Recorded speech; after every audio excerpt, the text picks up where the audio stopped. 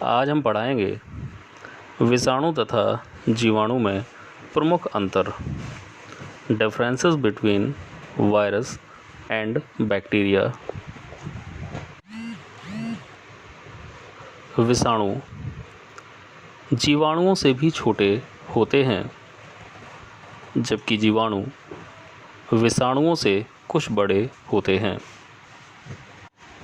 विषाणुओं को केवल electron microscope द्वारा देखा जा सकता है, जबकि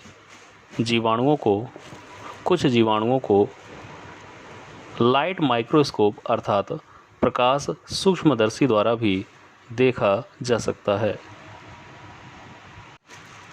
विषाणुओं को निर्जीव और सजीव के बीच की कड़ी माना जाता है, क्योंकि इसमें कुछ लक्षण निर्जीवों की तरह और कुछ सजीवों की तरह होते हैं, जबकि जीवाणु अति प्राचीन जीव जगत के सदस्य हैं, अर्थात इन्हें पूरी तरह से सजीव के अंतर्गत रखा गया है।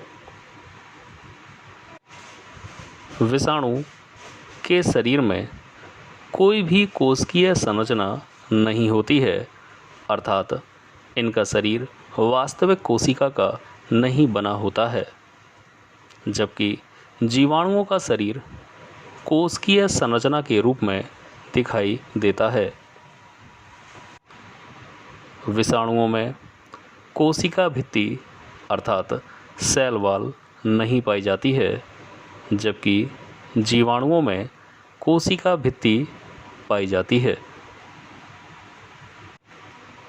विषाणु इतने सूक्ष्म होते हैं कि ये फिल्टर पेपर से होकर भी निकल जाते हैं, जबकि जीवाणु फिल्टर पेपर द्वारा छानकर अलग किए जा सकते हैं। विषाणुओं में जीव द्रव्य नहीं होता है, जबकि जीवाणुओं में जीव द्रव्य पाया जाता है और जीव द्रव्य को ही जीवन का भौतिक आधार माना गया है। रासायनिक दृष्टि से विषाणु केवल प्रोटीन और न्यूक्लिक अम्ल के बने होते हैं, जबकि जीवाणु विभिन्न प्रकार के रासायनिक पदार्थों जैसे कार्बोहाइड्रेट, वसा, प्रोटीन्स, लवण आदि के बने होते हैं। एक प्रकार के विषाणु में एक ही प्रकार का न्यूक्लिक अम्ल अर्थात डीएनए या आरएनए पाया जाता है, जबकि जीवाणुओं के केंद्रकीय भाग में दोनों प्रकार का न्यूक्लिक अम्ल अर्थात डीएनए तथा आरएनए होता है।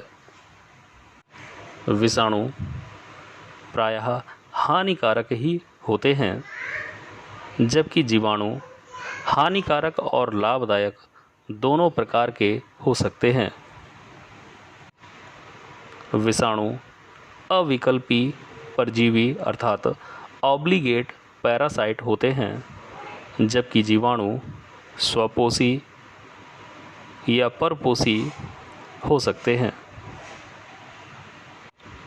विषाणु अकेले कुछ भी नहीं कर सकते, अर्थात जब तक इन्हें कोई होस्ट सेल या पोषक कोशिका न मिले तब तक ये प्रोटीन का संश्लेषण नहीं कर सकते हैं और ना ही एंजाइम बना सकते हैं, जबकि जीवाणु स्वतंत्र रूप से प्रोटीन संश्लेषण कर सकते हैं।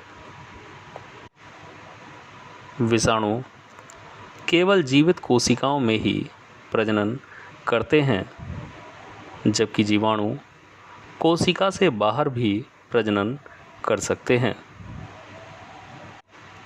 कुछ विषाणु जीवाणुओं पर परजीवी के रूप में पाए जाते हैं और उन जीवाणुओं को नष्ट भी कर देते हैं, जबकि जीवाणु कभी भी विषाणुओं पर परजीवी के रूप में नहीं रहते हैं।